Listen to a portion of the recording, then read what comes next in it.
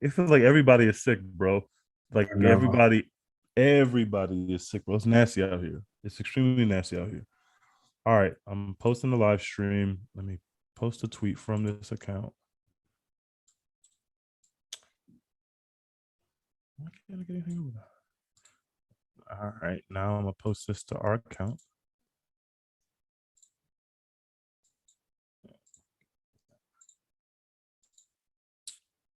Oh.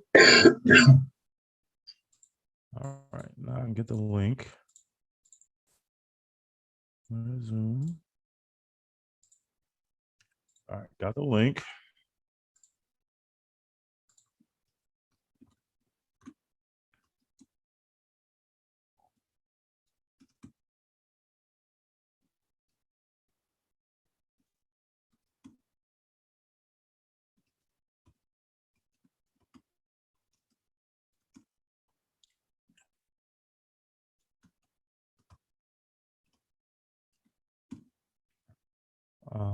This was, I think, 45.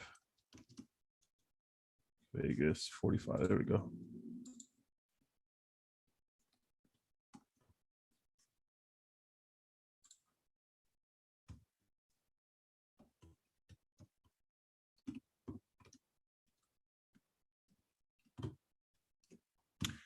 All right, tweet is up. I'm gonna retweet that from my Twitter account, and then we're good to go.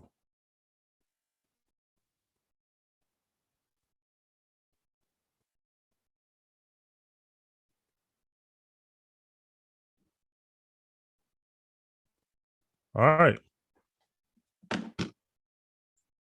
We are live here on YouTube. This is the Underhooks Pod episode 8. This is our 8th episode.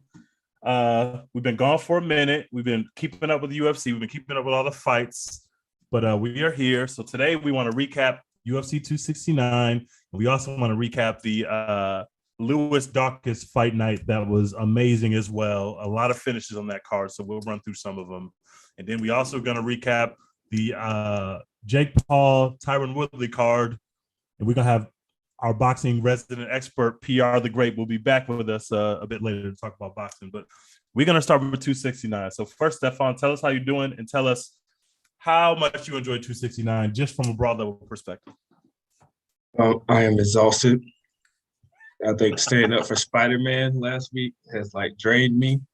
And then getting ready for Christmas and the holidays, it's like, Lord, we're hosting. That's stressful.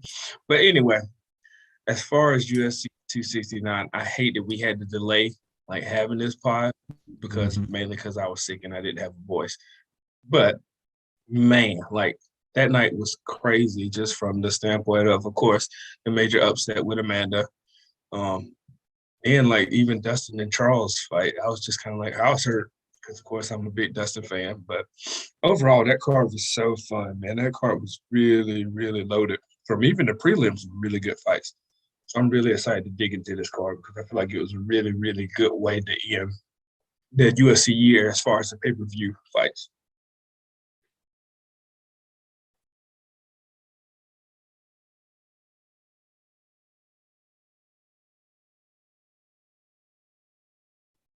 Are you talking? I can't hear you.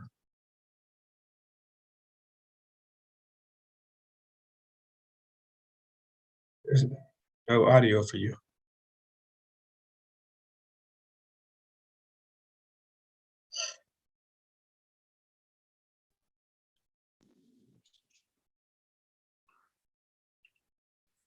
I feel like I can hear. Yeah. Yeah, you're good now. Let me my microphone. Can you still hear me? Yeah, I hear you. See, it just went back out again.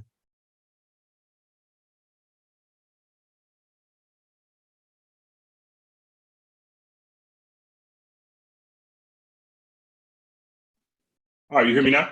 Yep. All right, my bad. I had some technical difficulties.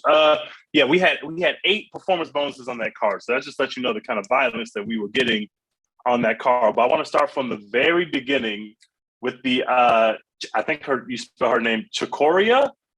So she missed weight going into the fight. The first fight on the prelims, she got cooked in the fight, and when she was getting choked out, she was trying to eye gouge her opponent. She was literally trying to eye gouge her, and the announcers called it out in real time. She tried to do it twice, and Joe Rogan was like, I'm pretty sure she tried to gouge her eyes out.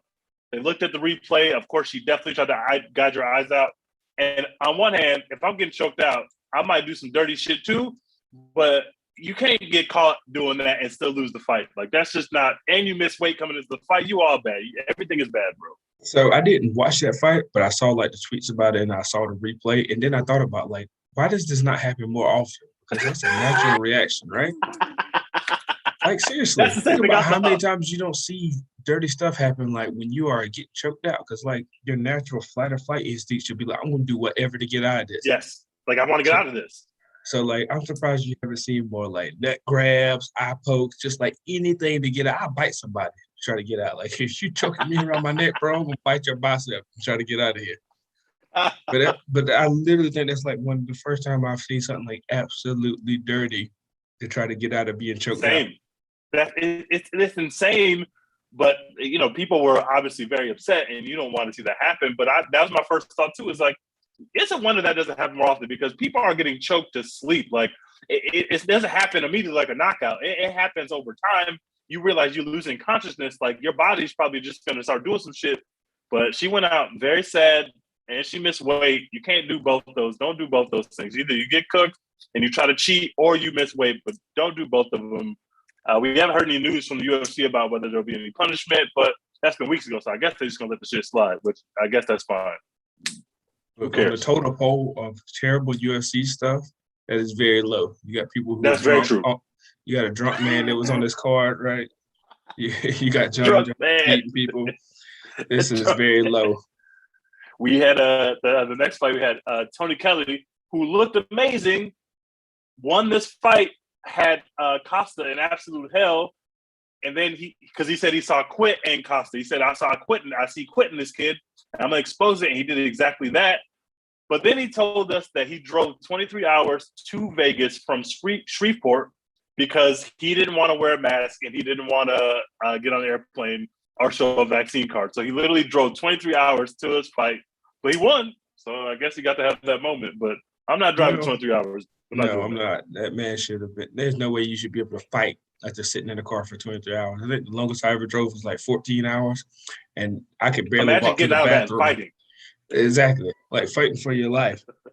But at least he was considerate enough to like drive himself and not sit on the airplane being unvaxxed and all of this other stuff. So I'll take that. We'll take what we get right now. He probably paid more in gas, depending on what he's driving, than what Dana paid him, because he's the second fight on the card. And you know Dana don't be paying people, so he probably paid more in gas than he made on the round trip. Then the second thing is, you know, that like right after that, he's got to drive back. So this man drove 2 days. And Dana's check probably got him like a full tank of gas, stop at QT. A couple snacks, that's it. Exactly.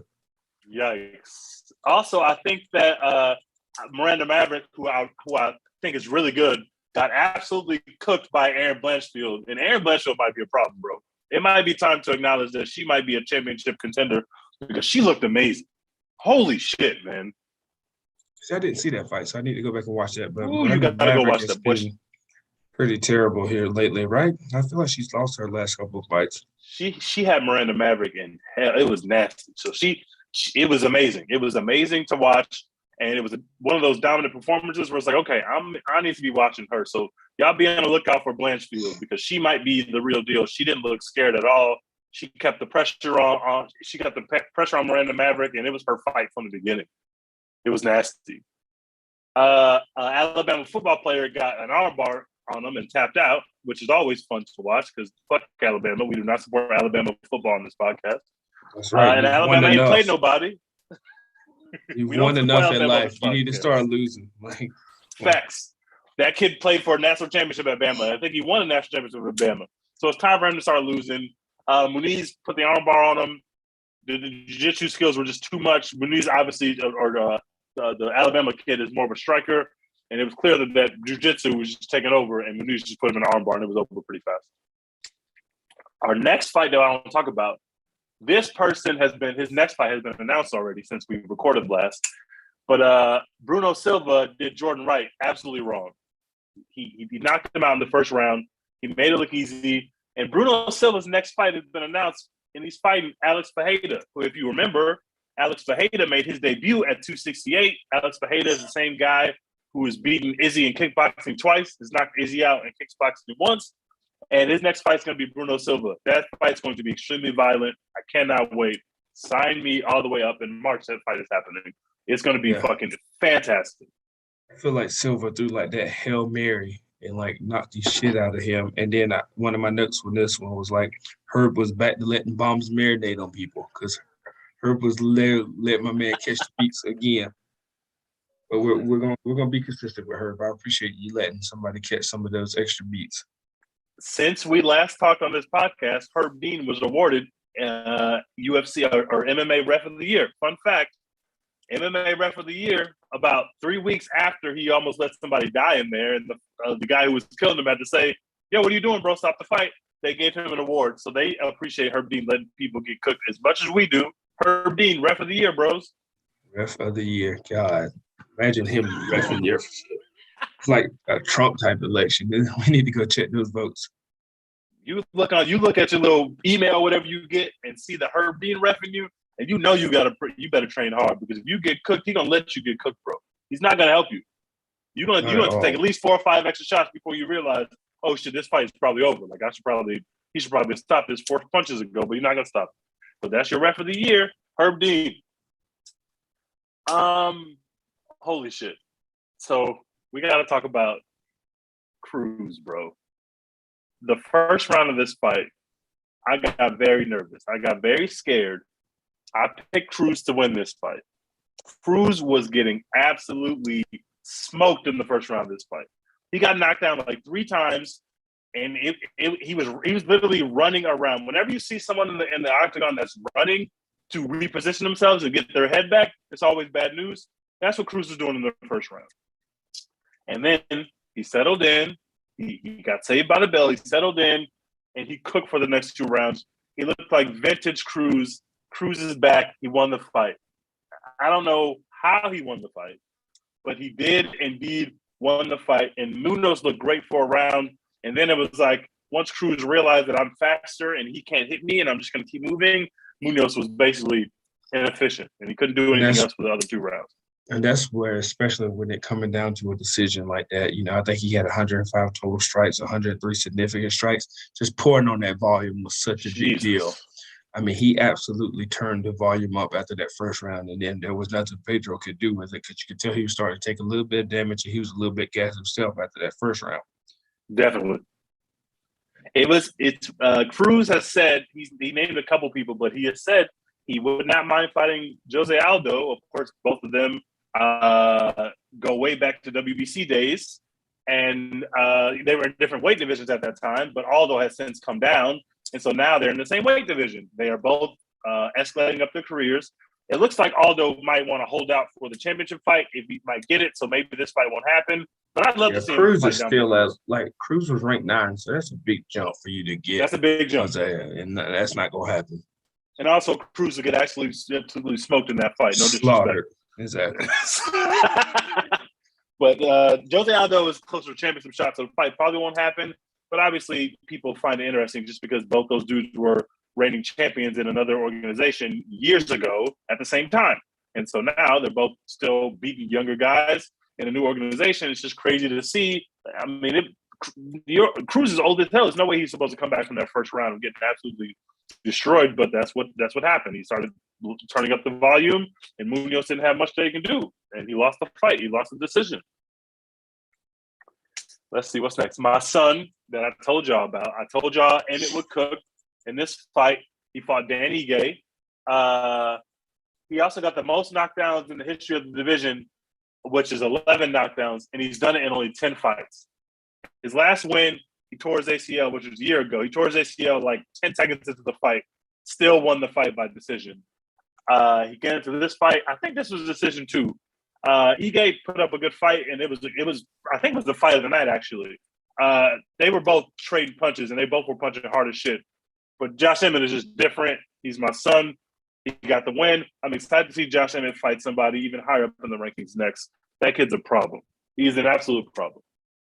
I thought that fight was way closer than everybody else gave it out. I mean, because looking breakdown of round one, you had Ige up with 15 total strikes compared to Josh's 15. You had round two is 26-26, where the significant strikes going over to Josh, 26-25. So still really, really close That's round. super close. Round three was total strikes 22-21, significant strikes 22 with Ige, 20 with signature strikes. So damn. So looking at like the pure numbers of it, I was kind of like, this is bullshit. Was that a split decision or a regular or a unanimous decision? It was unanimous.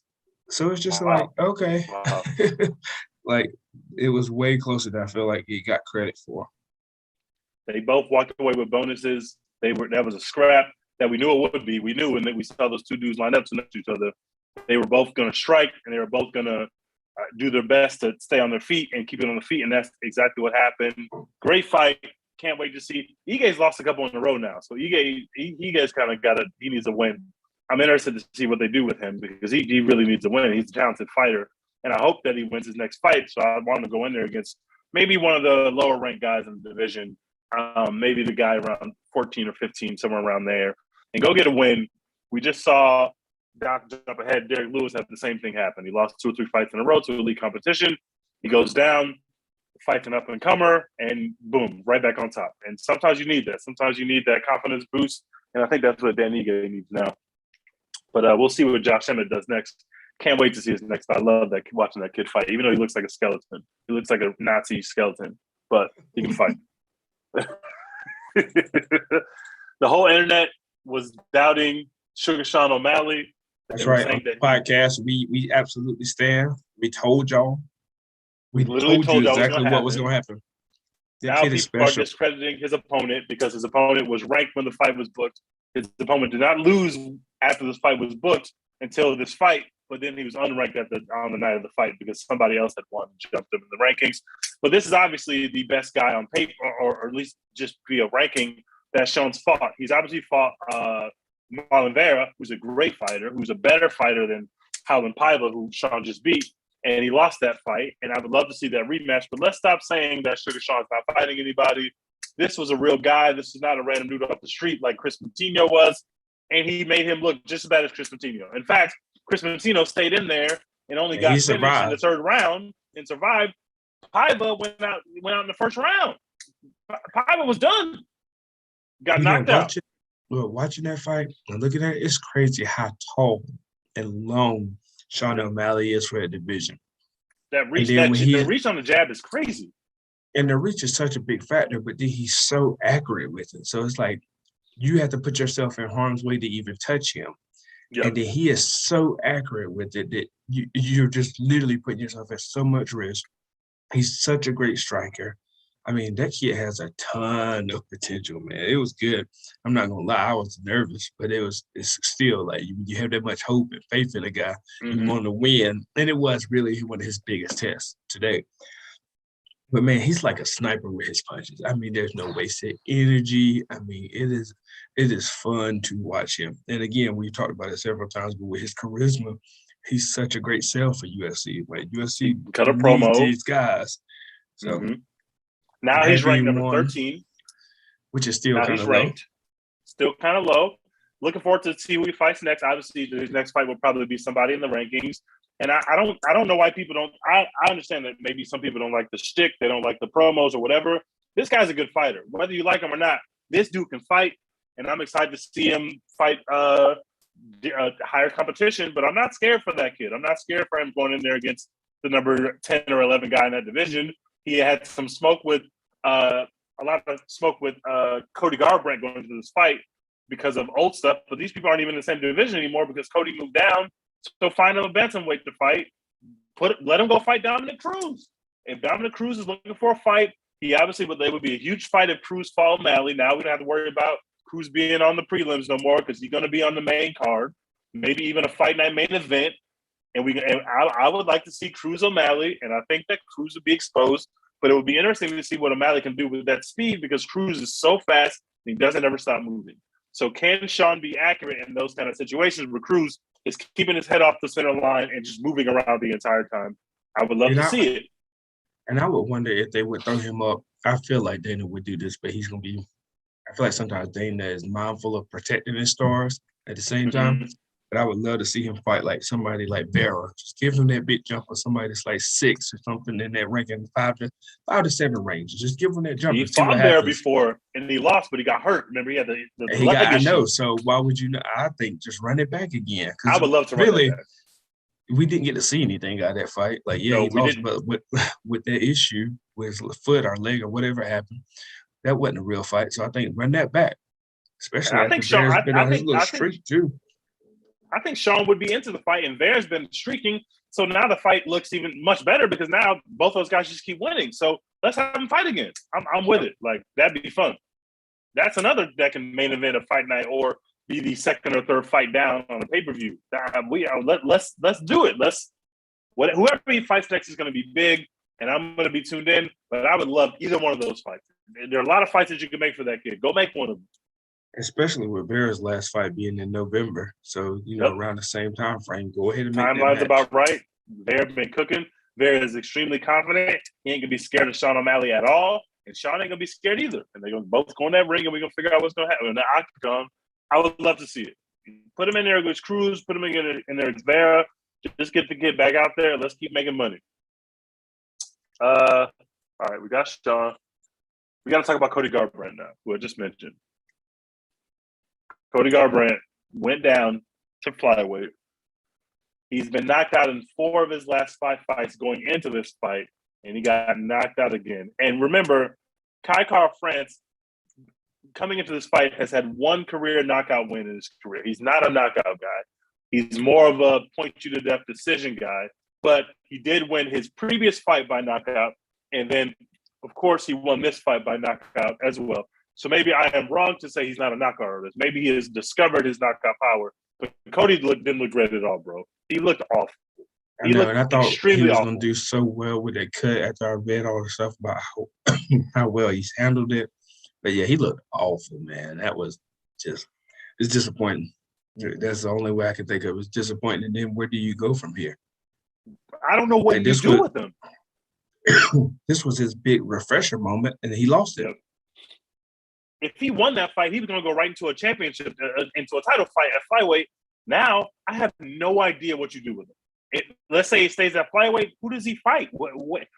Kai France was number 6 at the time. That wasn't a particularly close fight. Cody didn't really have a moment in the fight. But Cody Garbrandt is a former champion. He's a star. He's got the look. He talks the shit, but he's been knocked out now, and I think 5 of his last 6 fights, which is extremely dangerous. He's not old. He's a young guy, but if he keeps getting knocked out, how many times are you going to keep putting him out there? And I think you have to let him stay in this division and kind of chalk it up to a changing division. He struggled because, like, I think about Jose Aldo. Yep. He switched down that first time he lost. Yeah, he kind of found his footing in the division. So I think that's the only saving grace for him right now. You need to put him in there against an unranked flyweight and let him get his sea legs up under him.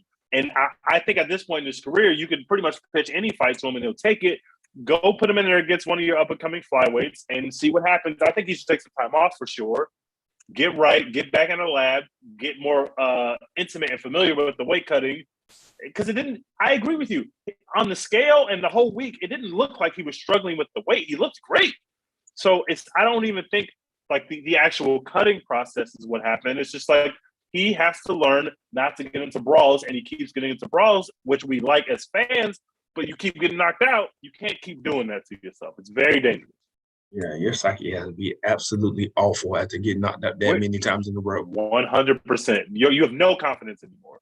You can go to the press conference and say whatever you want to. You're thinking about the fact that 5 of the last 6 times you touched that octagon, they had to wake you up at the end. That's not good, bro. That's not good. This is not a bum we're talking about. This is a former champion that we're talking about. This guy 6 years ago beat Dominic Cruz, and at that time people thought, okay, maybe Dominic Cruz is old and done. This dude beat Dominic Cruz to win a championship. 6 years later on the same card, Dominic Cruz gets a great win against one of the top contenders in his division. And meanwhile, Cody's down in the division getting cooked again. It's just so weird how the sport works. Extremely weird. So that fight happened. Big for Kai France. Of course, he's asking for a title shot now because and I agree with the logic. If the dude across from me was going to get a title shot, if he beat me, why don't I get a title shot for beating him? there are a couple other flyweights that really want a title shot. Oscar Isaac, what? How do you say his name? Oscar Isaroff. However you say his name. He has been on a streak in the flyweight division. He's been asking for the title fight for a long time, but they keep running back the same title fight, so nobody can get in there. And who knows if Kai France is next after we decide the flyweight championship belt in January. Who knows who's next, but Kai France is going to be in a big fight next, no matter if it's a championship or if it's one of the top contenders at flyweight. Put him in there with one of those guys that's been crying for a title shot and see who wins. I'm fine with that. I think if Marino wins, and then you can see him fighting Figueiredo. You mean when Marino wins? If he's going to cook him. If Marino wins, I can see that. But then the thing is, if Figgy wins, why not? You're going to run it back the third time. That's true. There's no you can run it back a fourth time. Yeah, well, you're right. So, I mean, he's in a bad spot where there's two very competitive fighters at that top division. So, hopefully, we'll get a good fight and he'll get his chance. I mean, it's going to come because who else would you throw out there? Maybe have him fight Perez. Exactly. Like, who do you throw out? And I also think that Figueiredo, who had trouble on the scale before the last championship fight, who knows if he'll have trouble this time, but I think he really needs to go up a division and be at bantamweight. So I think if he loses to Moreno, I think this might be the last time we see him at flyweight, and he's going to lose to Moreno because that scale is kicking his ass. And I don't blame him. That shit is awful. He's a big guy in that division, a huge guy in that division. He's strong as hell. And I understand you want that advantage, but if you can't beat the scale, then there's no point. It's pointless. He'll be the champion soon again. You think he'll win? We'll talk about that fight when we get there. He ain't winning that fight. You see how he went out last time. He ain't winning that fight. What we got next? So Jeff Neal. My man, Jeff Neal. I will give you credit. Look, now I gave you perfect insight and analysis to this fight. You did give it to me. I mean, I told you this man could either go one or two ways. It was either going to be him not being focused or with so much stuff going on, he is insanely focused. And that is the most, I think I in my notes, I said that's the most focused I've ever seen Neal walk to the ring. Like, seriously, that man's eyes did not move from that ring when he was walking in. So, I mean, he did a great job. The one thing that was so crazy about that fight was there were so many warnings about keeping fingers in. And I was like, what do you point? Like, I think he warned him. Like, seriously, though, was it not like 6 or 7 warnings? He literally kept warning him in a row. I was like, you're not going to do nothing about it? Like, you're just going to keep saying it? And that was a rare fight on the card that wasn't great. It wasn't a bad fight, but it wasn't – the card was so crazy, and we were getting so many finishes and crazy moments and crazy decisions that one was kind of a snooze fest. But I thought Neal obviously won. He was definitely the better fighter in the ring. And that was a big win for him, man. So I'm excited to see what they do with him next because he was cooking Ponzinibbio, and Ponzinibbio was talking crazy. And I'll probably be talking crazy like that too if somebody was drinking and got a DUI like a week and a half before we fight. I'm just going to assume that he ain't ready. But it was obvious that Neal was ready. He was in shape. He didn't get beat by the scale. So good win for Jeff Neal. It was so crazy. I like to see his coach. His coach was absolutely amped that last round and was cussing him out. And I was like, there you go. You know he's a drunk. You know you need to keep him focused. But then the crazy, one of the judges had Neal losing. And I was like, how? Yeah, I don't know how. I remember that. I don't know how. I thought Neal easily won the fight. Not that he won it like far and away, but it was pretty clear that Neal won the fight to me when the fight was over. I didn't think there was like a controversy about that, but you know how these judges be. All right. I got to fall on my sword now. I have to apologize on this podcast, which I hate doing. I talk a lot of shit about Pena, not because I think that she's a bad fighter. I thought she was talking too crazy coming into this fight. Stefan told y'all to bet on her. I laughed him out of the room. I said, you are causing our fans to lose money. I was calling her La Mentirosa, or however you say the liar in Spanish. I was out on this whole thing. I just didn't. She's been doing this for months, bro. She's been in the press for months talking the most shit you can imagine. And she went out there and did the impossible and won the fucking fight. Tell me how you felt as you were watching that second round play out. I was vindicated, one, because I told y'all possibly happened. And everybody's like, oh, you're crazy. I was like, no, it really could happen. She's a good fighter. So my notes are literally, because we were all talking shit at the beginning. I was like, oh my God, It didn't look great for her to begin. Amanda's gonna kill her. Oh my God, how did you make it out the first round? I literally said, surprised it made it out of round one. Pina was in fear. Then literally my next sentence was like, oh shit, Pina's hanging. It was like, holy fuck. And that's literally how that sequence went, though. I mean, it was crazy because when they were exchanging, you could see that Amanda was tired, but she was still hitting with damage. I was like, hey, she's still the GOAT. Yeah, she's exchanging, but it's not going to get to this point.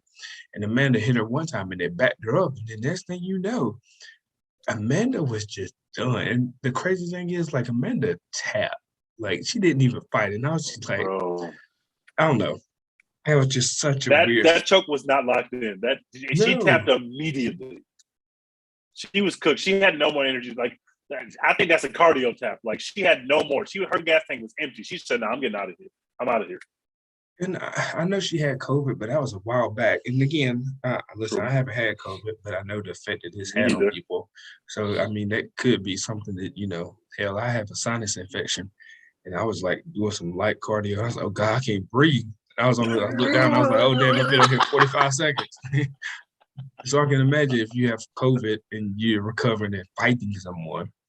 Yep. I don't know. That was just wow, man. That was such a crazy moment because you've never seen I don't think that's probably the biggest upset ever. Yes, it was so weird to watch because Pena said this afterwards in interviews, but it struck me as weird because the first round was all Amanda, but when Pena got back to her corner, her corner people said, "You're doing a good job. This is exactly how we want the fight to go." Because at the end of the first round, they ended up on the ground, and they were saying, "I don't care how you got there. You were on the ground, and y'all were grappling, and she didn't beat you down the ground. You didn't beat her on the ground either. But that's where we want the fight." Second round starts, and it was like something clicked. It was like Pena was just like, "Okay, I don't care what happens. I'm already losing the fight. I'm just going to be in her face. And if her gas tank is like my gas tank, then maybe she'll beat me." But it became clear a couple minutes into the round that Amanda was just losing steam and Pena wasn't getting tired. And Pena wasn't even striking like effectively. She was just throwing punches, looping punches and random jabs, but they were landing. And every time she hit Amanda, it was like a little bit of Amanda was like, whoa. But Amanda is so much more powerful that she's probably just thinking, we can stand here and trade, and I might be tired, but my one punch is going to land and knock you out. And you can see that. That didn't happen. Every time she hit Pena just kept walking forward. And some of the times when she connected, Amanda, I think it was the third big haymaker. Amanda smirked okay, yeah, you felt my power. It's over. But then she got hit back 3 times. And it was like, okay. But we talked about it. We both said it. You're probably going to lose this fight. Hey, and it's a chance that you may get absolutely disgraced and destroyed. So go crazy. If I'm going to knock out. Don't make it interesting. Yeah, that's what she did. Don't make it interesting. You want to knock me out under some damn chaos.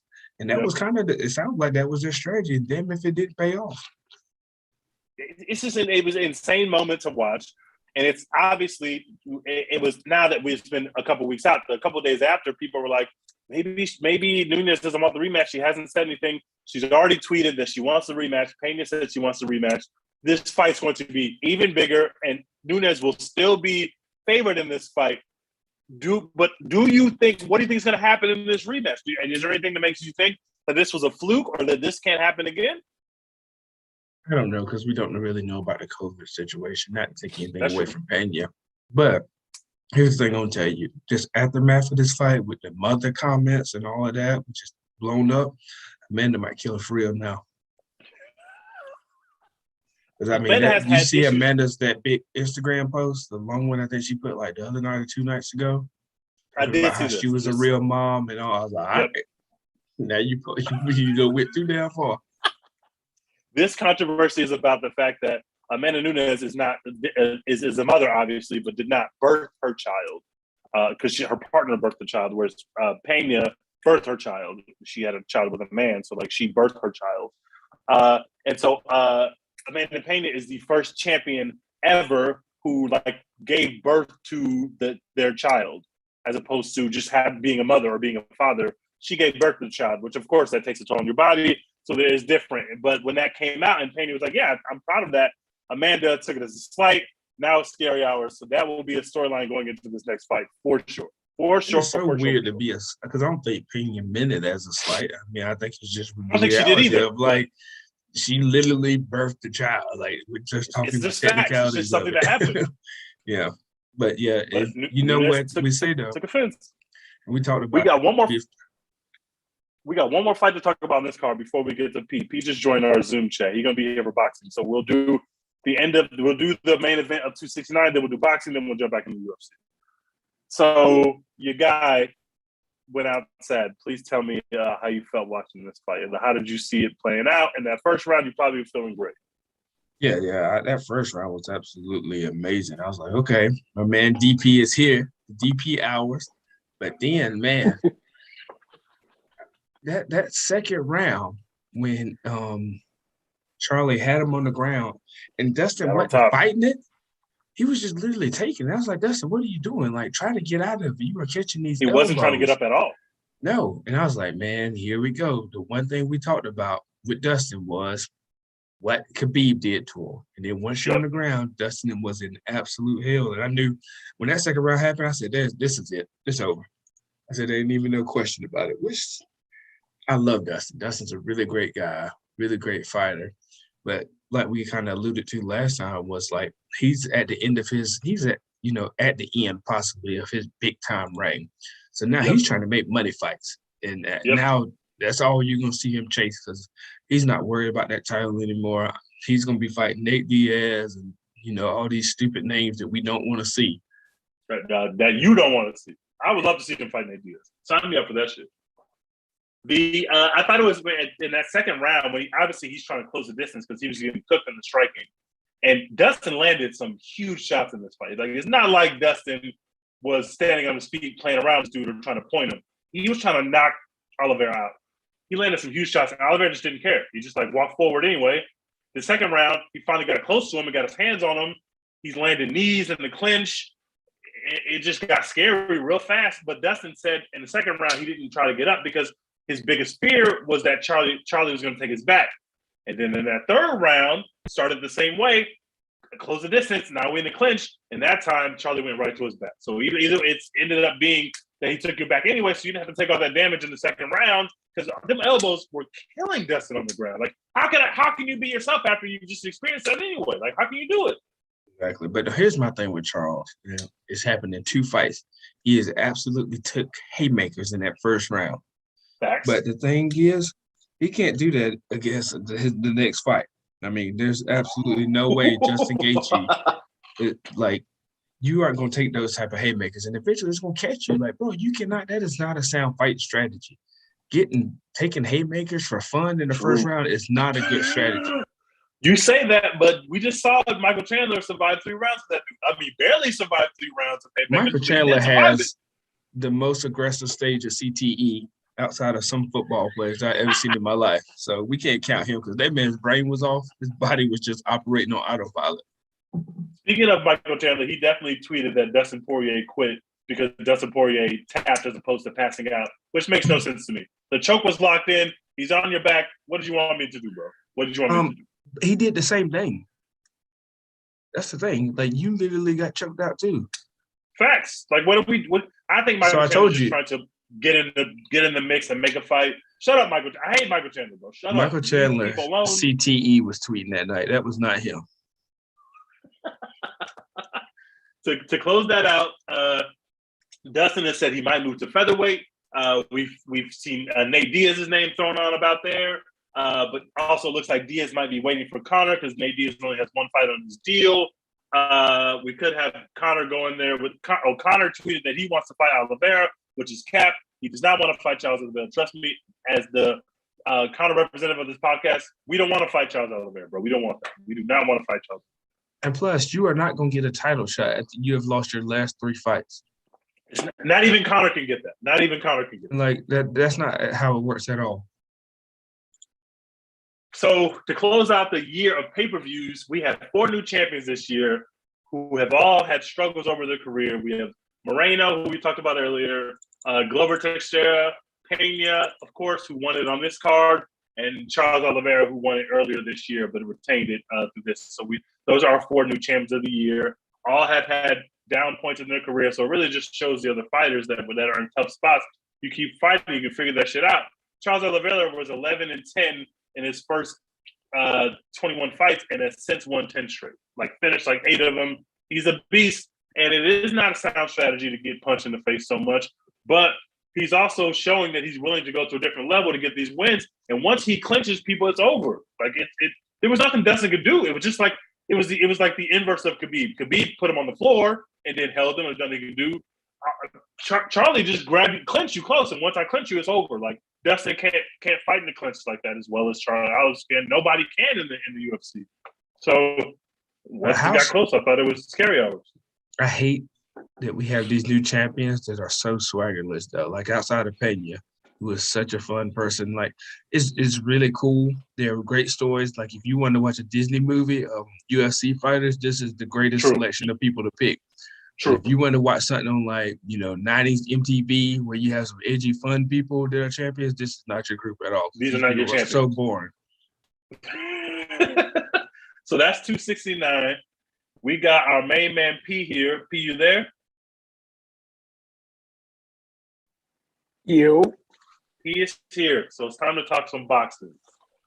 Well, if you can call it boxing. You might not call it boxing. Jake Paul is running your sport now. But they told us that this was boxing, so we're going to refer to it as boxing. Before we talk about Jake Paul, though, I want to talk about Darren Williams and Frank Gore. Now, Stefan, who is a football player, thought that a football player could never beat a basketball player in a fight. P, also a football player and a football coach, probably felt the same way. However, Frank Gore got absolutely cooked in this fight. Can you break down to me, P, what happened and why did Frank Gore look like he had never picked up boxing gloves before?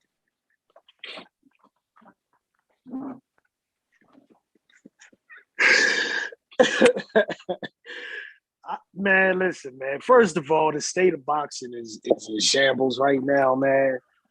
Anytime I gotta come on a podcast and talk about Darren Williams and Frank Gore actually fighting in a sanctioned fight is like, what are we doing? What are we doing? This ain't the sport that I watched growing up. This ain't the sport that I've loved my entire life. Like I don't know what's going on. But what I can tell you is watching that, if you want to call it a fight, I mean, it's real simple. Darren Williams had better trainers. You know what I'm saying? Like, both of them jokers look like they never threw a punch a day in their life, but it just looked like one got trained better than the other. I think Frank Gore landed like one good shot, like behind the ear. It may have been like the fourth or fifth round, or the third or fourth, second or third round, because I think it only went 4. But what shocked me was Frank Gore didn't even realize he was in a fight. I mean, he got punched at one point. And then his facial expression. He's looking around like, yo, whoa.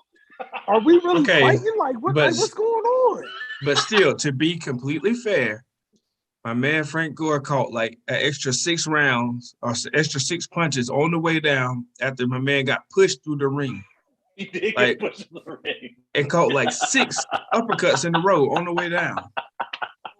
So let me tell you, when you're in a boxing match, and you come to the middle of the ring as the match is starting, what does the referee say? Keep it clean. Protect yourselves at Protect all yourself times. at all times. Bro, but still, all times, like, okay, all times within the rules. You can't drive block me into the ring and I'm falling down and you are steadily punching me. Bro, y'all both missing it here. And then he pushed him. And he did push him through the ring. Hey, listen, Brian. Listen. I mean, it is what it is. Niggas should have been fighting anyway. Y'all are burying the lead here. Frank Gore has football cardio, bro. Football is played in increments. The play lasts 8 or 9 seconds, then you take a breath, you play the next play. Frank Gore was exhausted in this fight halfway through the first round, bro. He could not breathe. He literally could not breathe, bro. He said, wait a second. Ain't no huddle? Like, we just going to fight for 3 minutes straight? Like, that man was an absolute cardio hell. I would know because I've been there. I've been at I'm running. I tried to run a marathon one time without training for it. I got to like mile 14 or 15. I looked up and it was like my body seized up. Like I had no more cardio to give, bro. I had no more left. First of all, I'm surprised you got the mile 14 or 15. Like that's impressive. Like me, I'm getting a mile 2. Like, I said the same thing. Y'all could do this shit somewhere else. I'm not doing it. Yeah, geez, mile 14, bro. But this is back when I was running half marathon, so I could run. I knew I could run a half marathon, but I tried to, try to save energy because I'm trying to run now, double that. And I was like, I don't have to train for it. If you can run 13 miles, you can run 26. That's not true. That is absolutely false. That don't even sound logical, bro. That's not logical at all. That don't even sound logical. That ain't logical at all, bro. But I'll tell you, man, you have to be in like excellent shape to be a top flight boxer because one judges look for a few things, right? Obviously, they're looking to see if you're getting hit and all of that, but also they're looking to see who's busy. Like if you're lazy in the ring and you're not doing a whole lot of movement, even if it's not a lot of punches being landed, the judges see that. So some of these guys, like I'll give you an example. Somebody like Paulie Malignaggi, who's not a big puncher whatsoever, never has been a big puncher, but he was super busy in his career. He was in excellent shape. And he couldn't really, I didn't really consider him a good fighter at all. Now, if you listen to him explain the sport of boxing, he's wonderful at that because he's been in it. But I don't think he was ever good at it. But he survived because he was in such great shape and endurance because he stayed busy. If you ever watch him fight from Cincinnati, was the Adrian Broner. If you ever watch him fight Adrian Broner, and he didn't beat him, but he was in that fight because he was in constant shape, and that's what you have to be in order to fight. I don't care if you fight in 3 rounds. That's just you. I'll tell you what it feels like. It feels like your chest and everything else is on fire when you're in a ring, when you're throwing punches for 2 minutes or 3 minutes, and then you only get 30 seconds of rest. It's not fun. Bro, I didn't know how exhausting boxing was. And I started doing Peloton boxing, which is fake boxing. Like, ain't no person in there, but you're just doing swinging and shit. Nigga, I be breaking a sweat. Like, it's exhausting to move that much, bro. But you probably hear, oh, I got to fight for 4 rounds. It's only 4 rounds. Like, I don't got to really, I could do it. Like, Frank Gore was exhausted, bro. He couldn't breathe. Like, he should have been training to fight 30 to 40 rounds just to fight 4 rounds. Because he's not a boxer. Now these guys who normally box, who fight 12 rounds, they usually fight double that when they're in training. Jesus. So they're in shape. They run miles. They run 8 to 12 miles. They fight 24 rounds when you're in training and sparring and stuff like that. They don't sit down during training and sparring to get their legs prepared, because the first thing that goes in a boxing match is your legs. And if you can't move out of the way, or you can't dip, you can't do nothing like that, you're gonna end up sleep. And I know you want to segue into that other match, but I really don't want to talk about this other match. I don't want to talk about it either. But Frank Gore embarrassed every football player humanly possible. Like I tweeted that, I was like, no NBA player would ever be the football player. People were like, oh, kickers? Nobody talking about no damn kickers. You know what the hell I mean? Like actual football players. Talk about real niggas. Yeah. And my man absolutely got destroyed by a point guard.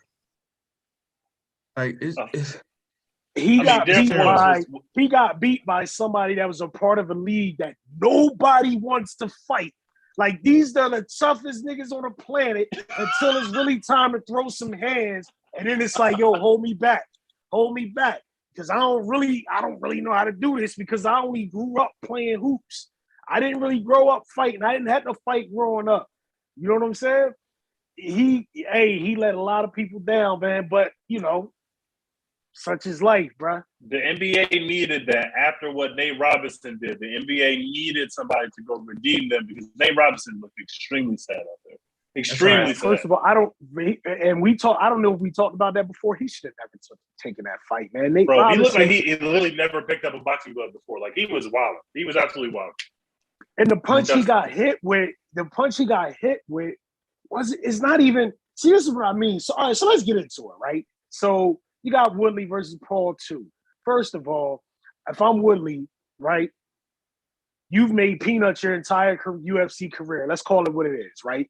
True. You haven't made money, but you've got on-set CTE, right? For whatever reason, you've decided to give yourself CTE for $50,000 per fight. I don't know why, but whatever, right? I'm not knocking your hustle. You now take $many million to take a fall from a fucking YouTuber, yo. Like, I don't care. So you think he took the dive? Oh, he did take a dive, bro, because I'm going to tell you why. PR, do not stop that. You know, PR, we are not buying into T's propaganda. I saw the video he about to talk about. Once I saw the video he talked about, I kind of think that it might have listen, T said this last time. T said he made up some contract that Willie had signed. Make it up. T said there was a contract that this man could get knocked out. I have never seen that before. I did not make it up. It was a rumor on the internet. I didn't make it up. T just out here falling for fake news, P. Nah, it's not all fake. I'm telling you why, bro. I'm telling you. They put a clause in that if Woodley knocked him out, he gets an extra $500,000. Let me tell you something. Woodley was never going to knock this man out. He was never even going to beat him. They were never the money. How much money that idiot brings in, him and his idiot brother. How much money they bring in is you can't measure it. So they were never gonna have them lose. They're never gonna fight real boxers. They're gonna fight these fringe UFC guys who now hold on, bro. This fight was against a boxer at first who backed out of the fight because he had sore ribs. He had a broken rib and he said he had chest. He said he had a chest infection and he had a broken rib. So Tommy Fury. All right. Let me tell you something. Tommy Fury like, no, but he only has like 5 fights. Go look at his last fight. So that's fair, though. That's fair. That's fair. Yeah, let's do it. Jake Paul got 5. I want to watch him fight a real boxer. I agree. I want to watch him fight a real boxer. I'm not impressed if he fought Tommy Fury at all. I'm not impressed by that. First of all, what he fights at cruiserweight, right? So that's like 190. 192 is the cap, right? So that's cruiserweight. There's nobody that you know in cruiserweight. The only person in cruiserweight that people actually recognize, like name-wise, is Badu Jack. And that's because he fought under Floyd Mayweather. But Badu Jack is like, he's like the 4th, like WBC, he's like 8th. WBA, he's like 4th. WBO, he's like 4th. So he's not even like in the top, top 2 or 3 in cruiserweight. All of the champions in cruiserweight are guys you've never even heard of before. It's a dying weight class. Like nobody even pays attention to cruiserweight. So, and they literally have him listed in cruiserweight. He's listed as a cruiserweight. If you look him up, Jake Paul is listed as a cruiserweight. The fight itself, Woodley's. Listen, man. I think he took a dive. You could see him turn his glove. He didn't do it the whole fight. He turned his glove, and then he turned his glove again, and then he threw the right hand. Woodley's hands were up the entire fight. The entire fight, Woodley's hands are up. And then all of a sudden, this guy starts turning his glove. He turns his glove, he drops, turns his glove again, he clocks him. Come on, man. I'm pretty sure he agreed to take a dive, but I don't think he thought, like, oh, he's really going to hit me. Because he was legit out. That's the thing. He was out. He was legit knocked out. Like, he was absolutely knocked out. Oh, he was out. But this is how Woodley has lost in the UFC, too. Teej knows that Colby Covington fight. He dropped his hands and was getting absolutely tagged. This is Woodley. Teej has seen the tape. He's read the narratives. he's got the insight to know better, and this man still fell for the Woodley nonsense. And I get it. He is a brother, and we have got to support our brothers when they're I fighting. don't like seeing black men get knocked out by Jake Paul, bro. Jake Paul is the face of boxing now. Spirit. Jake Paul is not the face of boxing. Jake Paul will never be the face of boxing. Let me tell you something right now. How good of a boxer do you think Jake Paul is? I will go in and I will fight Jake Paul before I agree to have Jake Paul as the face of boxing. And let me tell you something. I ain't going out like Woodley. I can't watch you get knocked out by Jake Paul. I can never watch. I am going to meme you. There's going to be so many memes when you get cooked. I am 42 years old. I'll be 43 in September. I guarantee you. P, don't do it, bro. I guarantee you. No. I'll put P on this one because I would never let Jake Paul knock me out. That doesn't mean I'm going to beat him, though. That doesn't mean I'm going to beat him. He's going to beat me, but he ain't knocking me out. He wouldn't beat me. I wouldn't even allow. All three of us would be a meme. I'm going to have to meme you now. I'm going to meme you now. Listen, it's okay. Homie. Like, you could tell Woodley just was there. First of all, he took the fight notice, right? He could have took the fight on 2 months' notice. It wasn't gonna fucking matter. He wasn't gonna win. Like there was elementary ways that he could have dealt with what Jake Paul was doing to him. For instance, Jake Paul would lean in to try to clinch. You can tell Jake Paul's not a seasoned fighter because he goes into clinch with his hands wide open, right? You're like you're giving somebody a bear hug. How do you deal with that? You sit down and you jab and then you uppercut. And it's over. That's elementary shit. That's shit you learned day one. He didn't do it. But it doesn't matter because you're fighting Woodley, who hasn't let his hands go in like 6 fights. Every time you hear Woodley in the UFC training, what does his trainers and coaches say?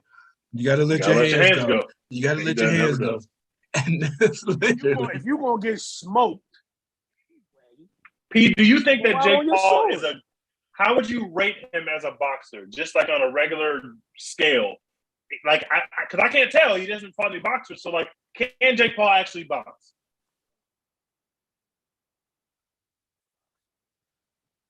Box. No.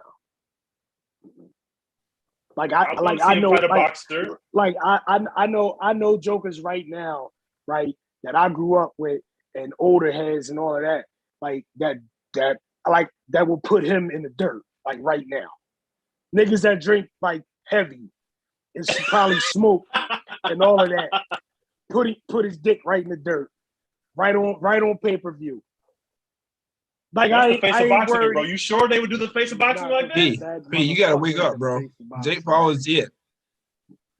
Bro, I told you right now, if I hear anybody other than you two say he is now the face of boxing, I am going to fly to every single event he's at, and I am going to personally challenge him until he has no choice but to fight me. I'll fight him. We don't want you to get paid, bro. We do not want you to get paid, bro. No, we don't support that on this podcast. We want you to get paid, but we don't want to see you get knocked out like that. Bro, I'm gonna have a tear in my eye when I hit retweet.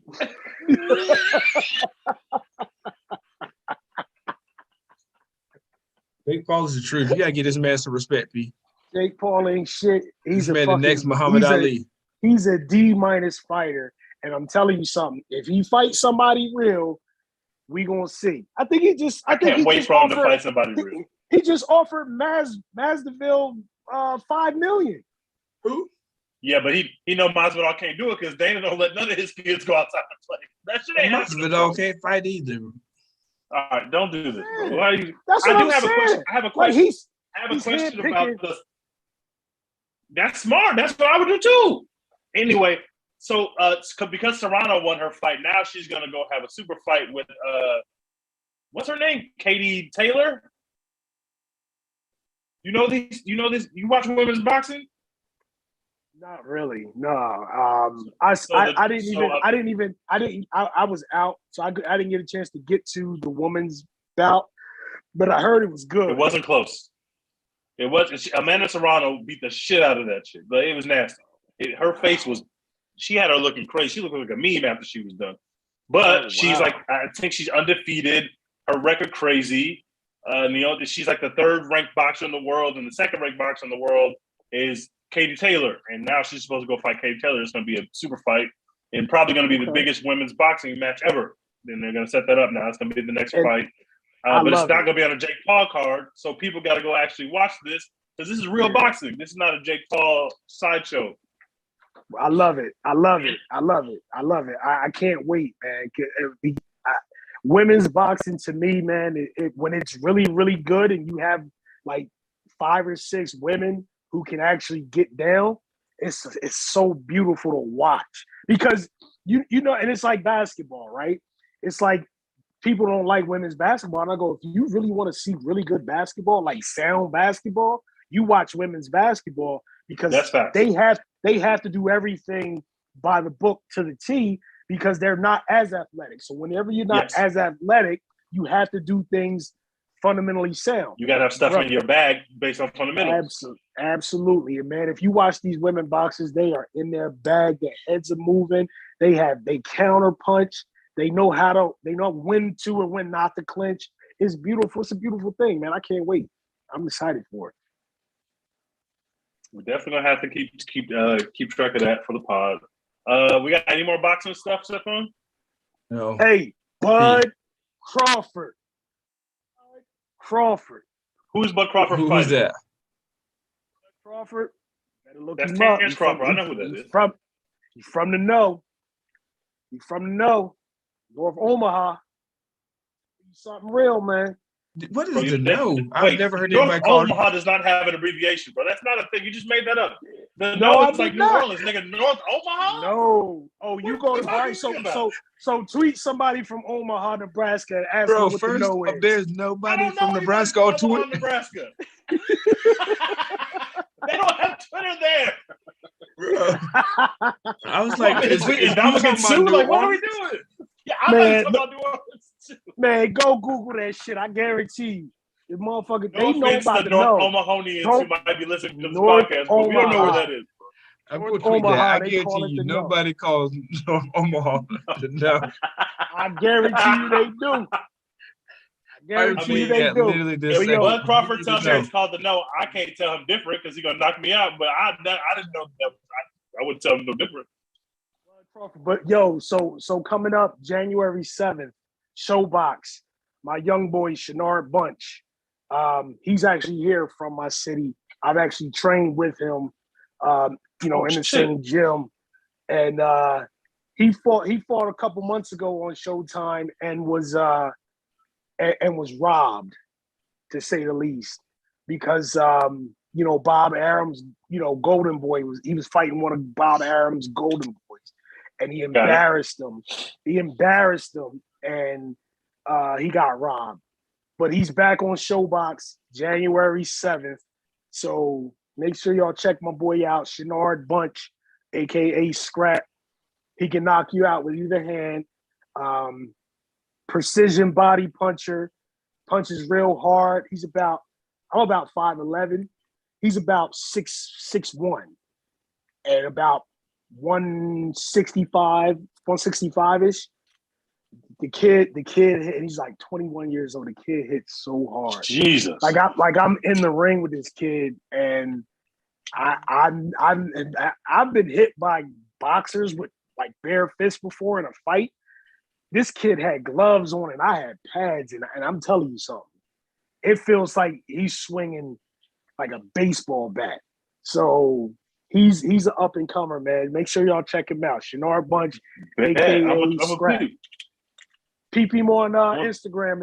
If you got Instagram, look him up on Instagram. Shenard Bunch on Instagram. Check him out. I can't wait to watch this. I'm gonna have to check him out, bro. Yeah, check him out, man. Check him out. I appreciate y'all, man. We appreciate you, bro. Do not fight Jake Paul. You are. Listen, we value you, P. You are a boy, but P. Please do not. I'm not gonna have my friends out here getting beat. I'm not about to have my friend going out like Woodley, but I'm not having that happen, bro. I put his ass in the dirt. That's what Woodley Shout out said. to the no.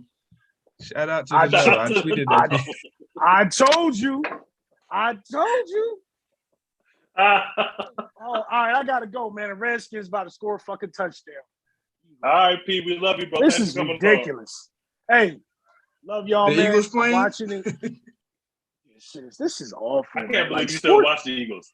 Sports is hell. Sports is hell. I ain't gonna lie. Sports is That's all right. You got absolutely Michigan awful. coming up soon. Y'all gonna put You Georgia in already the pack. know. Y'all gonna put Jordan in the dirt, bro. Georgia go. quarterback is he's in the protocol. You root for Damn. COVID?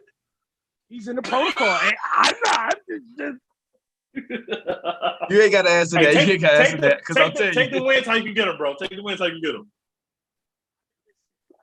All right, P. I'm sorry for him. Y'all be good, man. Thanks for having me on, yo. Appreciate you. Bro. All right. All right. So, Stephon, let's run through this. The most recent fight that we had, which was Lewis and Daukaus. I got a couple fights that I got listed. This is also a great card. There was a whole bunch of finishes on this card. Let's see. Oh, we had the first heavyweight in UFC history to ever miss weight. He was a pound over the 265-pound limit. That was Tafa, but he won by a head kick, of course. The fattest man to ever fight in the UFC since the 265 limit, or the heaviest, I should say, won with a head kick. That's insane to me. It doesn't make any sense to me. I don't know why they didn't limit 4 heavyweights at that. Like, just if somebody wants to come in at 320, let them go. That's what I thought. If you want to come in at 280, let him come in at 280. And then our main event, we had Lewis who came in at 265, and Daukaus was like 233. I was like, wait, what is he doing? And of course, that fight went how it went. We both thought that Lewis would win. They disrespected him by putting him in there with this dude. I think Daukaus will be good. He's got some talent, but he made his UFC debut in August of 2020. Now you're in there with the dude who quite literally has the most knockouts in UFC history. No, that's not hyperbole. And you mean it? I understand that he went in there against Gane and didn't look great, but this dude has the most knockouts in UFC history. You put him in there with a guy who's also a striker, who also is a stand and bang striker, who isn't moving a ton, and you make Derek Lewis was not like he's the underdog in this fight. I bet on this fight because Daukaus Daukaus was favored, and the line got bigger as we got closer to the fight. So I made 2 bets. I had betted in early in the week. I saw right before the fight, the line had gotten bigger. I said, oh, no, Daukaus is about to get cooked. I bet on Daukaus. Oh, sorry, Daukaus about to get cooked. I bet on Lewis with underdog odds. And, of course, I came up because they disrespected Lewis by even thinking that he was going to lose a fight to this kid. No offense. And, of course, he made short work of him. He knocked him out. He gets the win. Derek Lewis is back up. And he said he don't want no 5-round fights. If you don't call him for no championship fight, if it's 5 rounds, my man said I want 3-round fights only. Give my man his respect. Houston, Texas, stand up. 3-round fights only for the king of Houston. He's such a fun character, but again, what do you do with him? You don't want him to fight anybody of the top guys anymore. So let him do that. If that's what he wants to do, it'll be fun. Let him make money. He could be the entry for other guys, the up-and-comers. I'm with that. Let him fight all these young incomers and knock them out. I'm fine with that. Like that's a good role for Derek Lewis. I don't really want to see him up there with the elite talent right now. I definitely don't want to see him in there with anybody who has the mobility of Gane, because that was nasty. That was extremely nasty to put that very big, very fat man in there, knowing that he don't want to be moving around like that against somebody who never stops moving in Gane. Gane has a limited cardio. He never stops moving. That was a horrible matchup for him. What else we had on this card? Bilal behind it. That fight was so boring. I really do like grappling, but just I don't know, something about Bilal just doesn't make me seem excited at all. So it was not the most fun fight, but it was definitely the smart way to win because he had Thompson hell, which is similar to how Wonder Burns Boy. fought him. Or Wonder Boy. Sorry, he had Wonder Boy in hell. Like, what do you do with Wonder Boy now? Now he's lost twice to guys that are higher up in the division. Oh, we lost Burns, who's really high in the division, and then he lost to Bilal, who is now going to be higher up in the division. I don't really know what you do with Wonder Boy other than put him in there with somebody who's only going to strike because the last 2 opponents have just grappled him to death. And you saw how those rounds have went in those fights. So he's at the same level, where it's just that stage of your career where the fall off is coming. So you just got to figure out how you can pick and choose some good wins and stay relevant in the middle of the pack. I do hate that he's such a gifted striker, and we're seeing him in fights where people are just grappling him to death. But on the other hand, if everybody knows that you can't grapple, and why would they stand there and kickbox with you when we know how you are as a striker. We know you different up there. We know you fast. We know you creative up there. Why would I fight you up there? I'd rather fight you over here in the clinch, and you're gonna be in my world. So I understand that Bilal didn't have the most fun in this fight. It wasn't the most fun fight, but I will give Bilal credit. He's shown that he can win in different ways. He's had fights where he threw 120, 130 strikes, and he won that way. He's had this fight where he just grappled the whole time, didn't really have to deviate from the plan, and just got a million takedowns. He can win that way. He's had fights where, there's a little striking, a little wrestling. So he is showing me that he's got that mixed bag, but I don't know what his elite talent is yet. I don't know what Bilal Muhammad does best. I guess what he does best is win fights because he's on a nice streak here. And he got saved from Leon because Leon was tagging my boy up. So maybe he would have started grappling Leon and maybe the fight would have went different. You never know. Right. So I'll give We know how we feel about Leon. No, how you feel about Leon. This is the Leon respect account over here, bro. I respect Leon. No, but absolutely not. I got to put a little bit more respect on Bilal's name. I don't know who he's going to fight next. He called out Usman when he's not getting a title shot, so I don't know why he did that. But now, post-fight, we've heard mention of him fighting Burns, which I love, or him fighting. He said that he's down to fight Kazmat. He said he's down to fight Kazmat. He said on a podcast the other day that's what I should have called out. That fight makes the most sense. I would love to fight Kazmat. I don't want y'all to keep saying that nobody will fight this guy. I'll fight this guy. I would love to see it.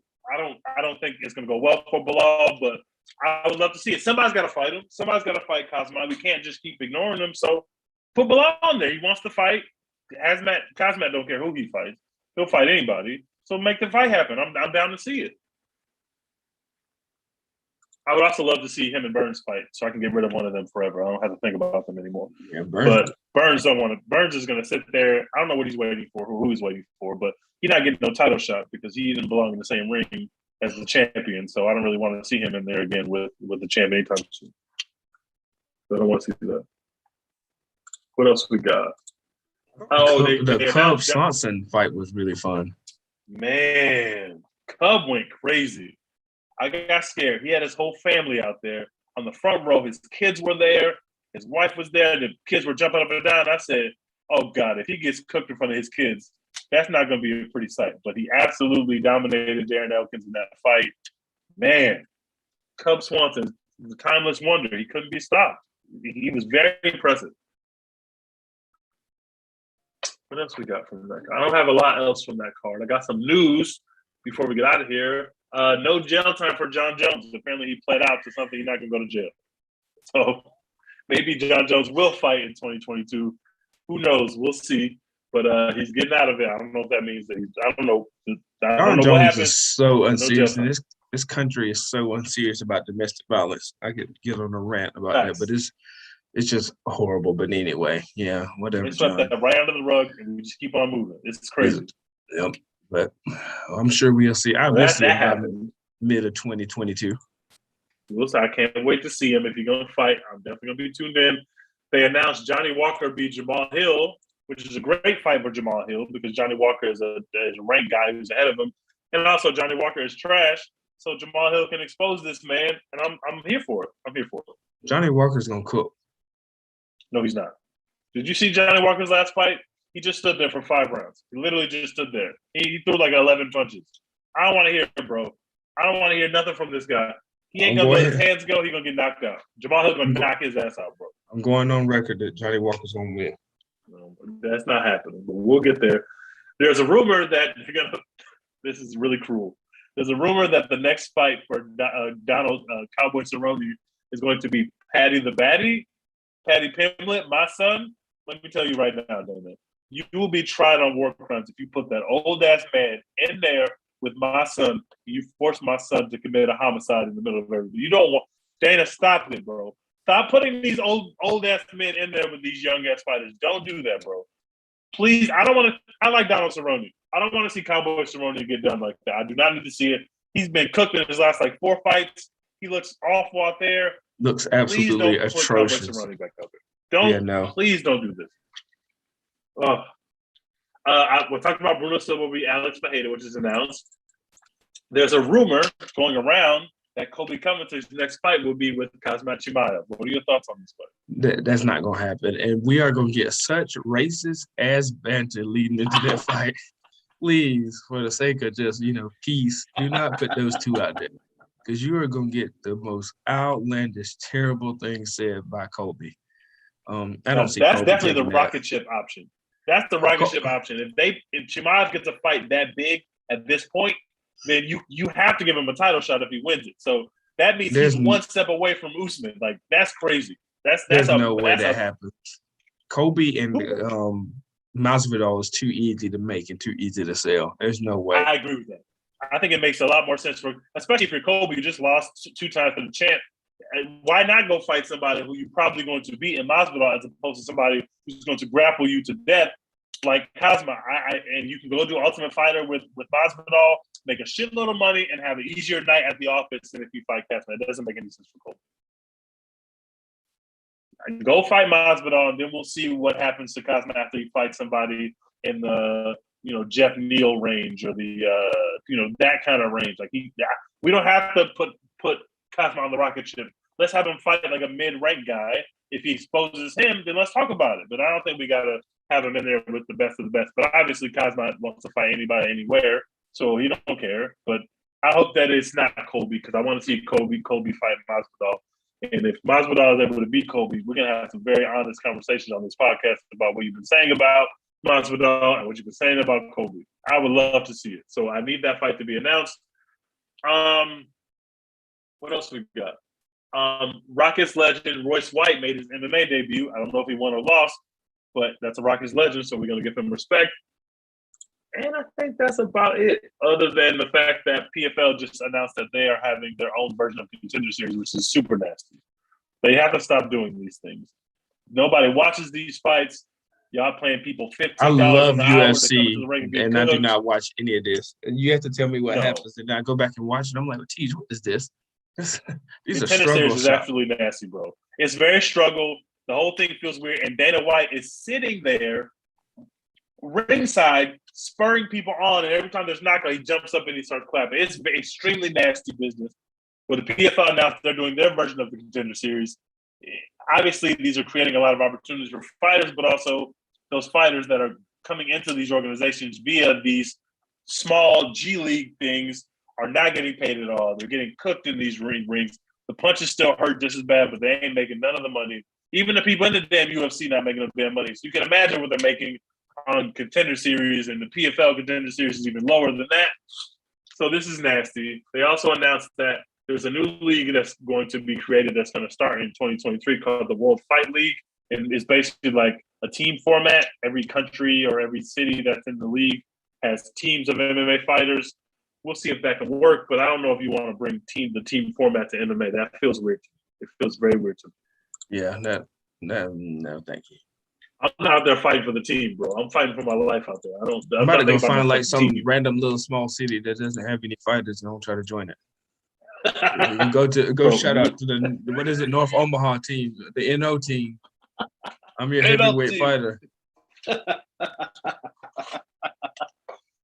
Well, we had a lot to get through. Thank y'all for being with us. We'll be more consistent in the future, but we got sick. We had stuff going on, but we'll be back in the new year. I hope that y'all enjoyed 2021 with us, and we will see y'all